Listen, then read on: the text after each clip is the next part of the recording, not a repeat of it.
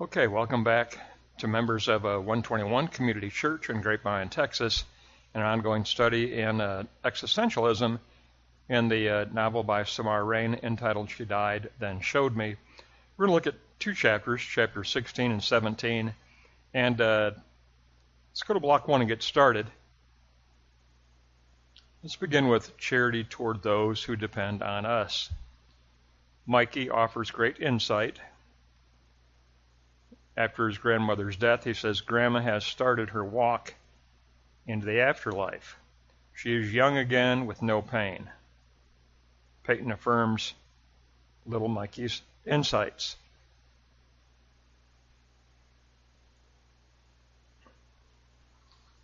Understanding the heart as teacher. Mikey asks if he can paint, and Peyton sets him up with watercolors and an easel.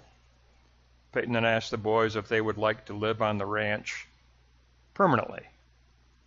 And Mikey responds to Peyton, I see us here. Father Gabriel, Laylee, and Peyton all agree to the boys as living permanently on the ranch. Living on the ranch, but they would be formally adopted by Laylee. But they would be permanently living on the ranch. Laylee and Peyton both would become guardians. The act of charity. Peyton lights up with joy. I am someone's guardian. Peyton tells Mikey, this is your home. And Mikey presents Peyton with his canvas watercolor. And it's of Peyton. And it looks like she's squeezing shards of glass, but without injury. But is it really shards of glass? I don't think it is. I think it's lightning bolts. But her first interpretation is shards of glass, but without injury. And Peyton declares art is another expression of church. And we certainly know religious art is. Religious art is worship. I know that. I have some canvas prints of very famous religious art in my meditation room, my library annex, and I do believe art is a form of church worship. It is. I mean, Rembrandt's St. Peter in Prison, I mean, it's tremendous. It's very, very inspiring. Da Vinci's Christ, Savior of the World. Caravaggio, the Entombment of Christ. All of those paintings, they mean a great deal to me, and I do, they inspire meditation, and they inspire worship. So I agree with that statement. Art is another expression of church. It is another expression of worship. Rembrandt, Da Vinci, Caravaggio, Frederick Church. I agree with that. I love my canvas prints that I have. They inspire meditation, they inspire prayer, they inspire worship. Let's go to block 2. Not shards of glass, but maybe lightning bolts of charity. Peyton will tell her story. Peyton calls Garant and sets up the art show for early October. She also is glad that she still possesses the unfinished painting of The Last Start by her mother. But she's decided to go with canceling the hunt and affirming painting her story, telling her story in paint. Now back to the boys. Charity includes clothes and culture, body and mind. Peyton takes the boys to buy clothes and to tour the Georgia O'Keeffe Museum. And while she's there, in the city, she's going to visit her attorney, Mr. Jennings, to question him about the mystery recipient in the will, and also to instruct him to begin adoption papers for Laylee. Transcendental insight and reflection. Peyton has named the Appaloosa Lightning. And she goes out for a ride on Lightning to meditate within the landscape. to reconsider the mystery of the unknown recipient in the will that Mr. Jennings refuses to disclose. So she has the terrace for a place of meditation, but she also meditates while she rides across a landscape. Block 3, A Journey of Inner Battles, continues. Peyton is worried about finding her father's letters and what they might disclose. The time for a ride on lightning and some contemplation along the landscape takes place. Later in the evening, Adler calls to check on the boys, and Peyton confesses that she is keeping the boys permanently. They will be adopted by Laylee, but Laylee and Peyton will care for the boys permanently.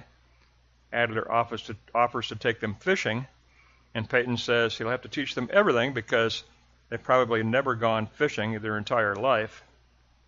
And Peyton is on a journey of learning herself. With the ongoing inner battles, she confesses. And she is. She's on a spiritual journey of a battlefield of inner battles as she seeks to define her new self and to negate her past self and to affirm her true, authentic, existential story, which she will now do because she will actually take place in the art show. And as we've learned before, Geraint says, in your painting, I see your story. I see your authentic story. So we get this information in these 2 chapters that Peyton is going to negate the idea of the hunt altogether. She's going to live by living out loving others in charity. She's going to offer a home to the 2 boys. And then on top of that, she is going to affirm the art show, telling her authentic story, and affirming the new self in the new Kairos time. The time is opportune for what? The time is opportune for showing charity. The time is opportune for offering charity. 2 boys are in desperate need of help. The opportune time is a time for charity. Peyton steps up and offers charity. It's also a time for meditation, introspection, and the awareness that, yes, we all are in a spiritual battle. There's a battle for the new self to be affirmed and the old self to be negated, for the old self to be crucified. That battle is ongoing for all of us. We negate the old self and we fight to affirm the new self. We look for those opportune moments of transcendence. Remember, Kairos time is 2-sided. Objectively, it is moments of transcendence that ask for participation. Subjectively, it is our participation in the opportune moment of transcendence. It's 2-sided. There's an objective side and a subjective side. And now Peyton realizes that, yes, this is an internal battle.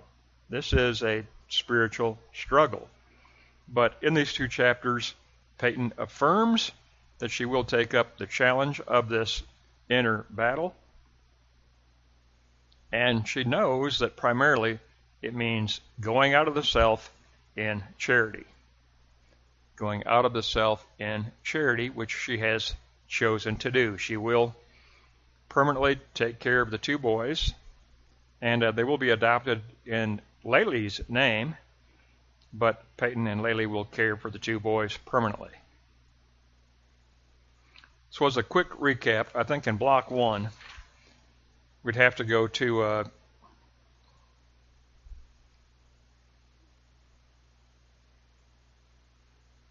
three. Peyton lights up with joy. I am someone's guardian. And Peyton tells Mikey, this is your home. She offers a home.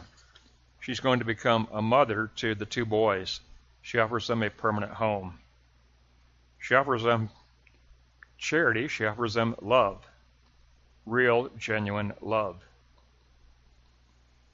Now the painting, I love Peyton's conclusion. Art is another expression of church. And I believe that. I affirm that. I have a tremendous appreciation for religious art.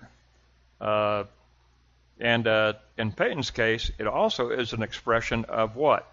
Self-identity. Art is an expression of her true self. When she paints, she tells her authentic existential story. Now, block 2.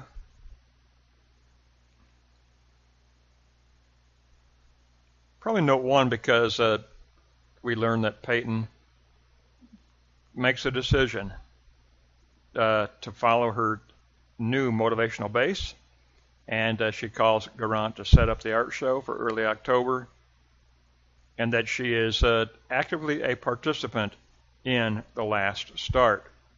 She's chosen to tell her story. She's chosen to tell her story. Garant says, in your painting, I see your authentic story. So she will continue on this quest of rewriting and reframing her authentic existential self, and she will do it through her art, and she has negated the old idea, the old self, of the economic hunt. And then in 3, I think we just have to go with the conclusion that Peyton is on a journey of learning what it takes to become a new, authentic self. It's not handed to us on a silver platter. We work for it. We struggle for it. The new self is a task.